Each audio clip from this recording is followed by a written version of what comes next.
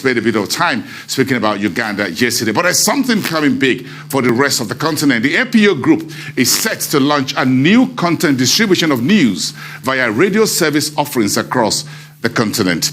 The founder and chairman of APO Group, Nicolas Pompigne-Mognard, joins me now to discuss this latest innovation. Great to see you in the new year, my friend. How is it coming up in the new year? Congratulations. Yes, it's not too late to wish you Happy New Year. Thank you for having me. I really appreciate it. I would come to visit you, but you know. It's great. It's great. I hope you're doing very well in Lisbon. Tell me about the overarching objective or focus of this new African news distribution radio service, and why is it important now? Well, as you know, Boisson, February 13th, so it's Sunday, is World Radio Day. It's an international day which is organized by UNESCO. APO is a member of the UNESCO Global Alliance for Partnerships on Media and Information Literacy. And you know, APO is the leading Pan-African communication consultancy and press radio distribution service. What that means is that we are distributing a lot of content to African journalists and to journalists reporting on Africa. And some of the journalists work for websites, TV, but also radio. And when you work in a radio, you need a specific type of format, which is an audio file, a soundbite. Now, why it's important, what we are doing today, by providing African radios the exact type of format they need to do their work, so those audio files. Well, because, Boisson, you see, less than 50% of Africans currently have access to internet. And obviously, Sub-Saharan Africa has the most expensive data price in the world. On top of that, less than 50% of African currently have access to electricity. If you add to that the fact that, in fact, there is around 30% of African which doesn't know how to read, well, then the question is, how are their African stay informed? How do they stay informed? How do they receive their news? If you don't have electricity, if you don't have internet, if you don't know how to read, well, you cannot read a newspaper. You cannot go. You cannot use your smartphone. You cannot go watch TV. The only possibility for you to stay informed is to use radios, because radios do not care about electricity grid or mobile range. Even they don't care about literacy. You just need to have batteries, and they are cheap. They are portable, and so there is a huge part of the continent, a huge part of the population of the African continent, which is receiving their news only from the African radios. Now, as APO, you know, Boisson, that APO stands for African Press Organization, is the acronym of African Press Organization. For 15 years now, we are providing content, free content, to journalists and to the media. And today we decided to tailor-made something specifically to provide free content to the radios, and they're going to receive audio files, soundbites about business, but also about sport. You know that we are working with FIFA,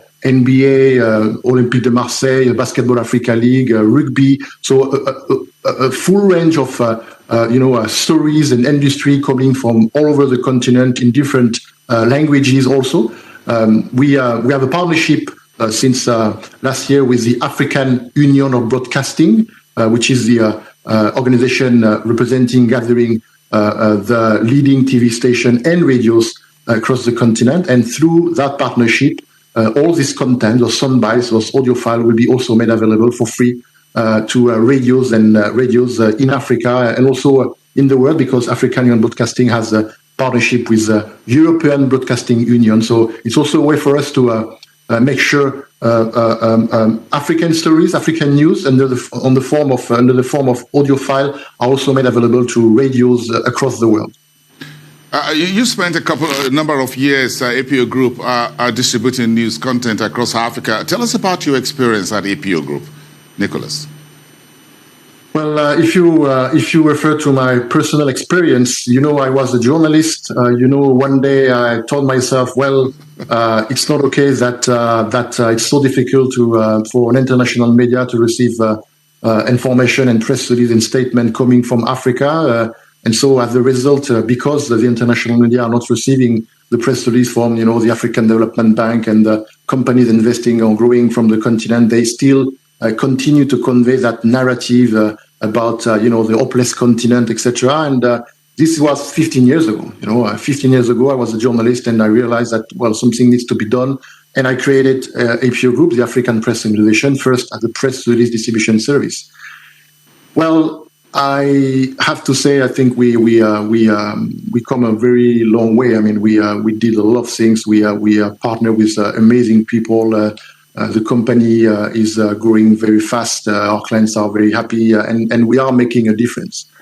We are clearly making a difference, rebalancing the narrative about the continent. It's difficult right now for any international media, any international journalist reporting on Africa to ignore all the positive content we are pushing on a daily basis, on an hourly basis, into the international channels, the news aggregators, Bloomberg Terminal, etc., etc. Because obviously, I'm the chief API officer of Africa with regard to news, because in the public relation industry, in the press release distribution business, 99% of the stories and information you are disseminating are good news, positive news.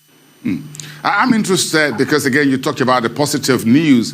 Do you think news and content distribution of Africans telling their own story and using available channel to do that across Africa is very critical to Africa getting those investments, getting good governance, getting good corporate news and investment and all of that wealth creation out there that will benefit Africans themselves? What role do you think news distribution and content distribution will play in that? Listen, here, Boisson, you're going to have to re-invite me for a 2 hours conference about that very topic, which is so central, important. I know I discussed that. I'm big on, the development of the African media landscape. Today, honestly, the preservation of the African media landscape, the competition coming from international media. I give conferences about it, interview about it. I discuss that with the African Development Bank, with the African Union Commission. I'm a little bit worried. I think the African media landscape is facing the exact same challenges as all the international media: monetization, digitalization, retention of talents, etc. But they are in a more difficult situation. And when on top of that, right now you are a Nigerian media or based on Ghana, Kenya, etc. You are not competing with international media. I think it's complicated. It's very complicated. It's complex. I also just to show the complexity. I also visited before COVID in 2019. I visited something like 10 journalism schools across the continent, from Makerere University in Uganda to the CESTI, which is the largest francophone journalism school in Africa. And there is also a lot to be done there. I think government and maybe international institutions should invest more on, for instance, journalism schools, because again, I come from a background which was made I'm very sensitive to the question of the role of African media to promote good governance, the role of African media in the development of the continent, and that is why. I remind everyone, everyone I have opportunity to talk to, that Africa needs a strong media landscape, a powerful media landscape. The media are companies, but they have a specific mission, right? So we at APO Group, we support them in any way we can, mostly by providing them free content and access to people they can interview.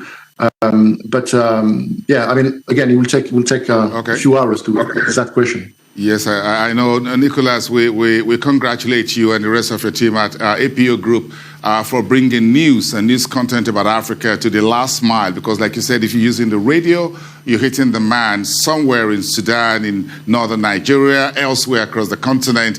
You're hitting the last mile, and that is important about getting everyone to be informed. Thank you so much, and have a great evening. Congratulations once again for this new radio distribution news service across the continent, and of course, that is free.